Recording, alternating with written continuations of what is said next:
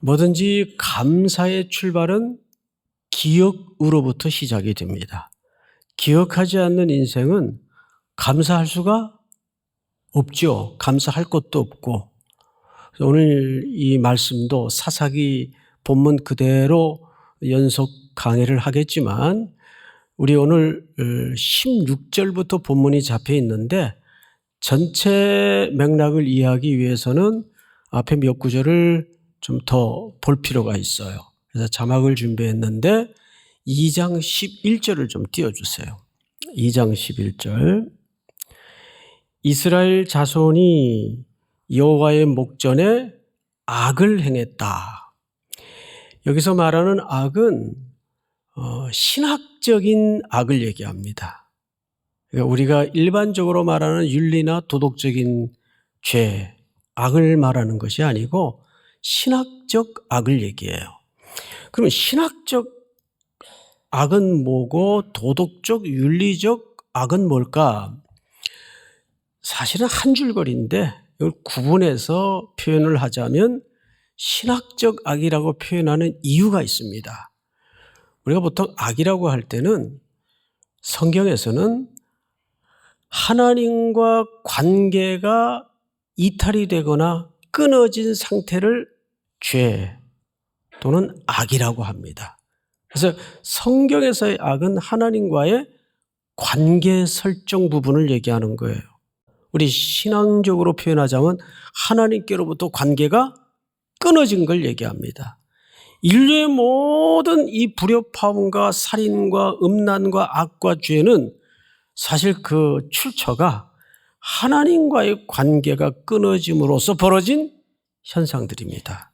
우린 그것을 보통 죄라고 말하는데 윤리나 규범적인 도덕적인 죄로 표현을 하지만 근본적인 악은 하나님과의 관계 문제입니다.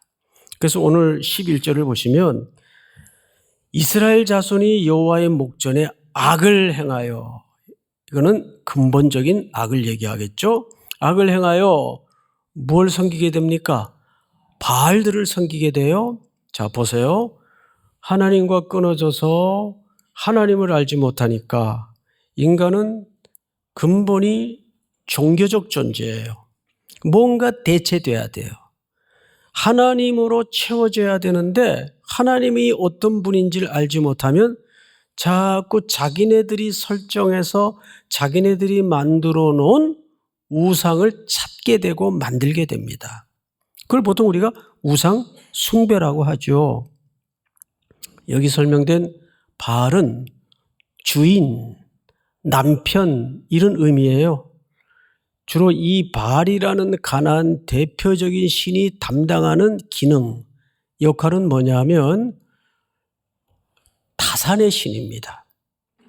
생명을 부여해 준다 그런 의미예요.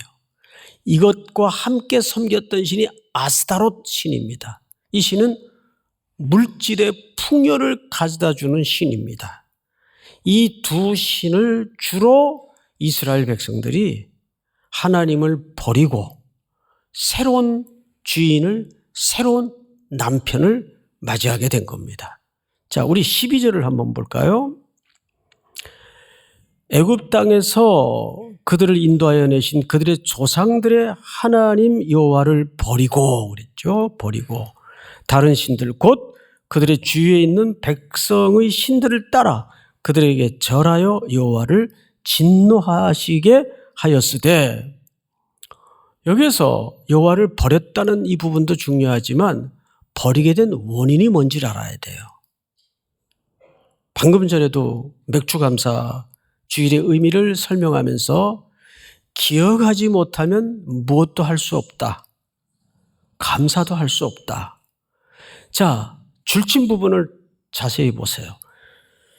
애굽 땅에서 그들을 인도하여 내신 그들의 조상들의 하나님. 여러분, 이 조상들의 하나님이라는 표현은 우리가 그 조상에 전혀 관계가 없는 존재란 얘기입니까? 연결고리가 있다는 얘기입니까? 연결고리가 있다는 얘기예요. 그래서 조상들의 하나님 그래요. 근데 그 조상들이 원뿌리죠. 그 뿌리의 존재들이 어디로부터 출발했습니까? 애굽 땅에서 400년 동안 칠흑 같은 어둠의 역사 속에 옥죄어 종살이하던 슬픔의 역사, 그걸 하나님께서 끊어내시고 그들을 인도하여 내신, 그러니까 이 신앙의 원초적 뿌리를 잃어버리고 잊어버린 거예요. 그러니까 무슨 짓을 하게 됩니까? 하나님을 버리고 우상 숭배에 빠지는 끔찍한 죄악의 길로 들어서게 됩니다. 그래서 그 동사를 한번 쫓아가 보세요. 자, 첫째, 버리고, 여호와 하나님을 버리고 다른 신들과 그들의 주위에 있는 백성들의 신들을 따라, 버리고 따라 그들에게 절하여. 이 전부 동사죠. 그 결과 하나님이 어떻게 하셨어요? 진노하셨어요. 이 진노라는 말은 이 콧김을 뿜었다 그 말이에요. 우리도 이제 만화 같은 애니메이션 그림에 보면 화가 날 때 여기서 막 김이 나오죠.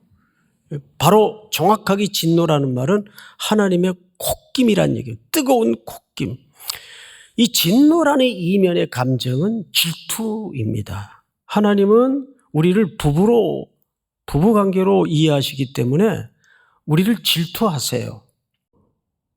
별 표정들이 없으신데 전혀 감이 와닿지 않습니까? 하나님은 우리를 사랑의 관계로 이해하시니까 당연히 질투하세요.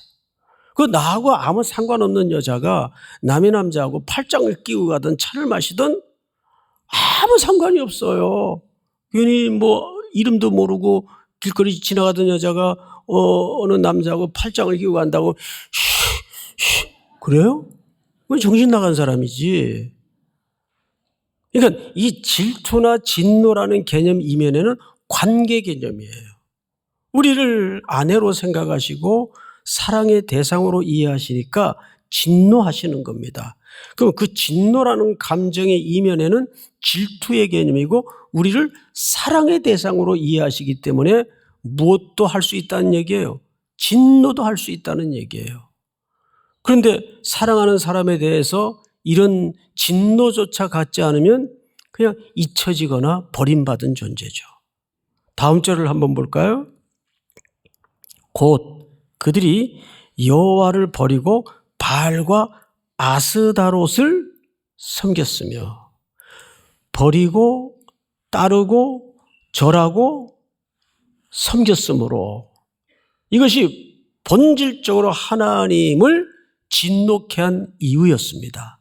자, 우리 14절을 한번 읽읍시다. 시작. 여호와께서 이스라엘에게 진노하사 노략하는 자의 손에 넘겨주사 그들이 노략을 당하게 하시며 또 주위에 있는 모든 대적의 손에 팔아 넘기심에 그들이 다시는 대적을 당하지 못하였으며. 하나님이 진노의 방법을 어떻게 하시냐 하면 단도직입적으로 메스를 들이대서 징벌하고 처단하고 하는 방식을 택하지 않고 너희들이 불순종해서 남겨두었던 그 어떤 것들이 훗날 어떻게 가시로 등장을 하고 올무로 등장을 해서 너희들을 힘들게 할 것인가를 역설적인 방법을 통해 드러내시려고 그냥 남겨두십니다. 하나님의 방법이에요. 다음 절을 한번 볼까요? 그들이 어디로 가든지 여호와의 손이 그들에게 재앙을 내리시니, 하나님께서 직접적인 재앙으로 이스라엘 백성들을 혼내시는 게 아니라 그들이 좋아서 즐거워서 이익이 발생하기 때문에 남겨두었던 그 불순종의 것들이 누구의 손에 붙잡혀 있다는 얘기입니까? 여호와의 손. 여호와의 손을 얘기할 때 항상 하나님의 통치와 주권을 얘기합니다. 그 모든 과정이 하나님이 능력이 없어서가 아니라 하나님이 진노하셔서 너희들이 남겨놓았던 그 악한 흔적들이 나중에 어떻게 너희들의 인생의 깊은 각인이 되고 학습이 되는가를 보여주겠다. 그 얘기를 하는 거예요.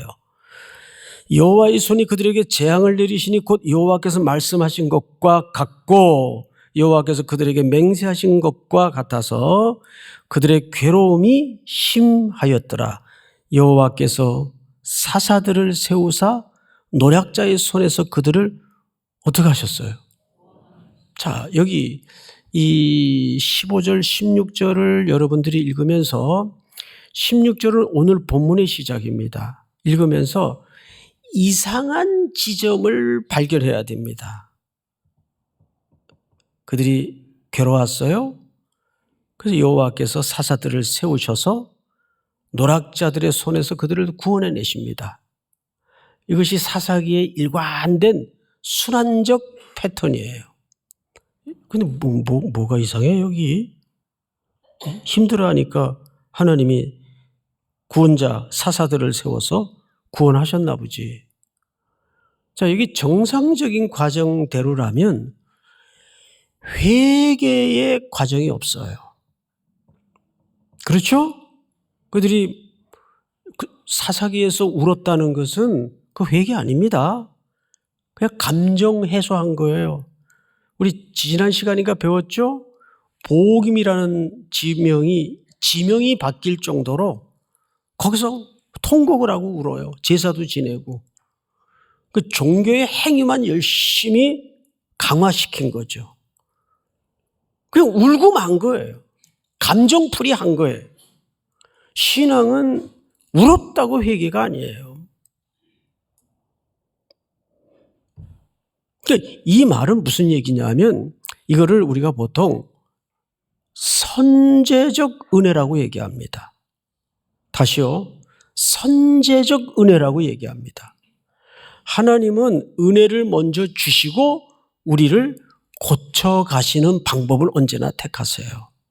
이스라엘 백성들이 애굽에 400년 동안 부르짖으면서 고역을 겪고 있을 때 먼저 그들을 홍해를 건너 꺼내내십니다. 선제적 은혜. 우리의 구원은 하나님, 우리가 회개했기 때문에 구원하시는 게 아니에요. 믿습니까? 우리는 회개할 능력도 실력도 없다는 게 항상 들통이 나잖아요. 우리는 아버지께로 돌아갈 힘도 없다는 게 들통이 나잖아요.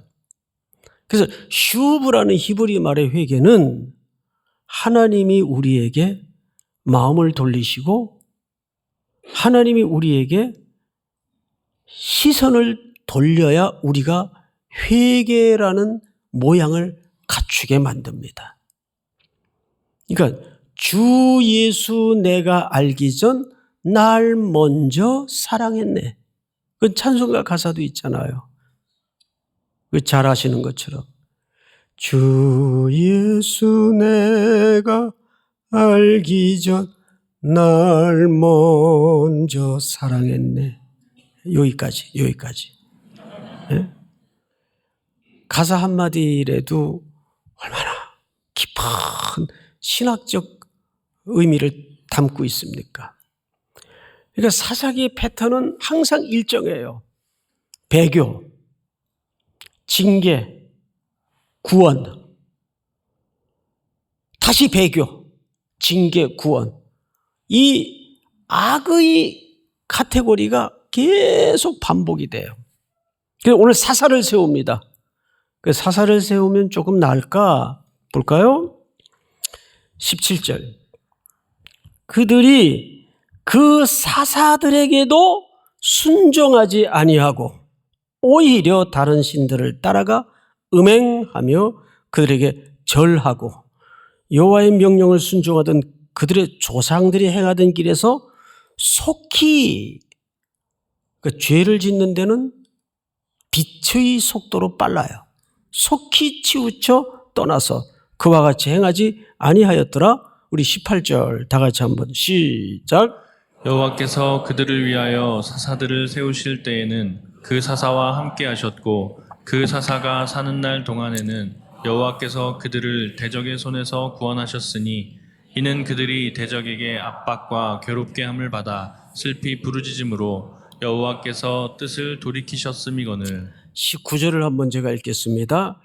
그 사사가 죽은 후에는 그들이 돌이켜 그들의 조상들보다 더욱 타락하여. 그러니까 사사가 사는 날 동안에는 하나님이 사사를 통해서 구원을 하십니다.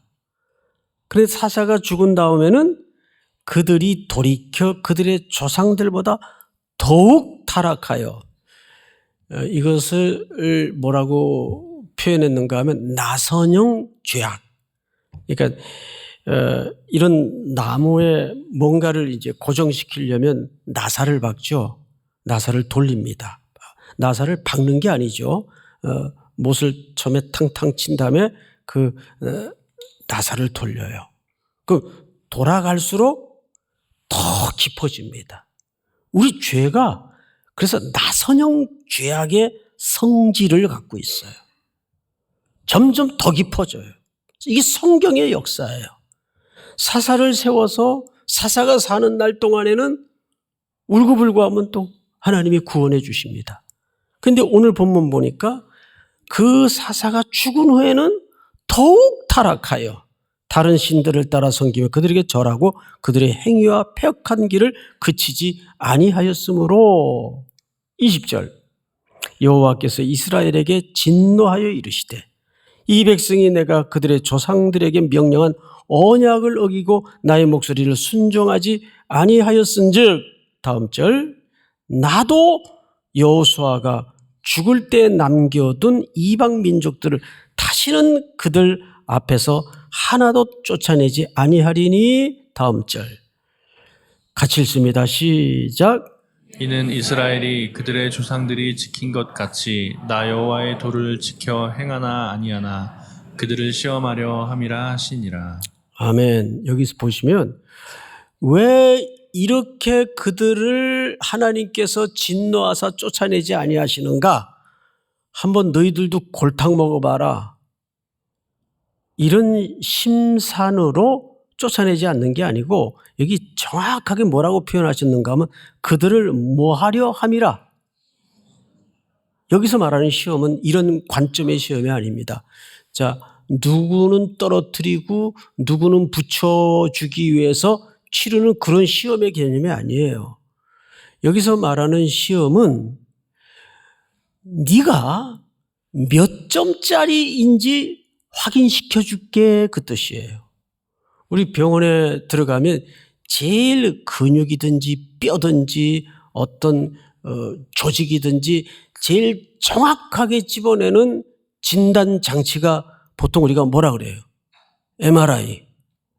자기 공명 영상 장치를 통해서 저 조직 안에 깊숙이 숨겨진 그 미세한 지점까지 정확하게 진단을 해서 병인을 들춰냅니다. 그거 왜 해요? 그 테스트를 왜 합니까? 어떤 상태인가를 확인시켜 주는 겁니다. 그게 확인이 돼야 회복으로 갈 수가 있어요. 자기 공명 영상 장치라 그러죠. MRI. 다 MRI 해보셨잖아요. 그게 비싸더라고요. CT는 좀 싼데 MRI는 굉장히 비싸더라고요. 자, 그런데 문제는 뭐냐 하면 여기서 시험이라는 말은 내가 몇 점짜리인지를 확인해봐라. 저는 제 점수를 알아요. 몇 점쯤 될 것 같아요? 100점 중에서. 몇 점? 10점? 아유, 10점도 참 천천만만 감사하죠. 아닙니다. 빵점. 빵점이에요. 굳이 남의 문제를 아멘까지 순수하셔서 그래요. 순수. 그러면 여러분들은 몇 점짜리예요? 마이너스?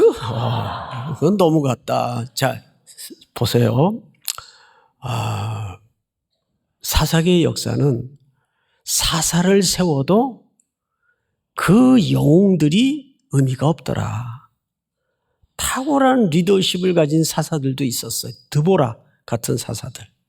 그런데도 그것이 해결책이 되지 못하더라. 그러니까 이스라엘 백성들이 까막눈이 돼가지고 못 알아먹고 왕을 요구해요. 우리도 왕이 있어야 된다. 그 왕들을 줬어요. 남북으로 갈라져가지고. 거기에 옳은 왕이 하나도 없었어요. 다윗도 이상한 짓 많이 했고 솔로몬은 말할 것도 없고. 그러니까 인간의 어떤 시스템이나 인간의 영웅이나 어떤 탁월한 리더십이 우리에게 새로운 방법을 주지 못합니다. 사사기의 역사는 그 지점으로 우리를 끌고 가는 겁니다. 여러분, 로마서에 보면 제가 한 군데만 읽어드릴 테니까 그냥 들으십시오. 날도 더운데 자꾸 성경 찾아라 그러면 짜증들 내실까 봐 제가 다 찾아왔어요. 그러므로 율법의 행위로 그의 앞에 의롭다 하심을 얻을 육체가 없나니 율법으로는 죄를 깨달음이니라. 이 무슨 얘기냐 하면 모세가 하나님께로부터 받아 우리에게 율법을 준 것은 1차적인 기능이 지켜라가 아니에요. 자, 얼마짜리인지 확인해 봐라. 누가? 내가. 그래서 율법을 또 다른 표현 캐논이라 그래. 잣대란 말이 잣대.